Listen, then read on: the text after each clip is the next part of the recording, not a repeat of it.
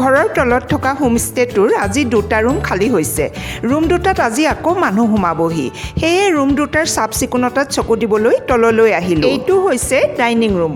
ৰুমত যদি কোনোবাই ব্ৰেকফাষ্ট, লাঞ্চ, ডিনাৰ কৰিবলৈ ইচ্ছা নকৰে, এই ডাইনিং ৰুমতে খায়হি। খালী হোৱা ৰুমটোলৈ সোমাই আহি দেখিলোঁ ঘৰত কাম কৰা মানুহজনীয়ে তলখন হৰামোচা কৰিবলৈ তলত পৰা সৰু কাৰ্পেটখন বিচনাৰ ওপৰতে ৰাখিছে। লণ্ড্ৰীৰ মানুহটো অহাত বেড কভাৰ, পিলো কভাৰ, টাৱেল গোটেইবোৰ চেঞ্জ কৰি ধুবলৈ দি আকৌ নতুনকৈ পাৰি দিলোঁ। ৰুমটোতে লাগি আছে গছৰ ছাঁ পৰি থকাকে সৰুকে এখন বাৰাণ্ডা। ইটো ৰুমলৈও গৈ বেড কভাৰ, পিলো কভাৰ, টাৱেল চেঞ্জ কৰি লণ্ড্ৰীক দিলোঁ। আচলতে চাফ চিকুণ কৰিবলৈ যিমানে মানুহ নাৰাখক কিয়, নিজেই যদি অলপমান চকু কাণ নিদিয়ে তাতে মনৰ অপচন্দ হোৱাকে কিবা কিবি অলপ ওলাবই। এইটো ৰুমৰ কিটচেনটো মানুহজনীয়ে ডেটল পানী দি মুচি কাচি দিলে। অডনিল, নেপথনিল আছেনে নাই তাকে বাথৰুমটো চেক কৰিলোঁ। 2টা ৰুমতে ৰুম স্প্ৰে মাৰি ওলাই আহিলোঁ।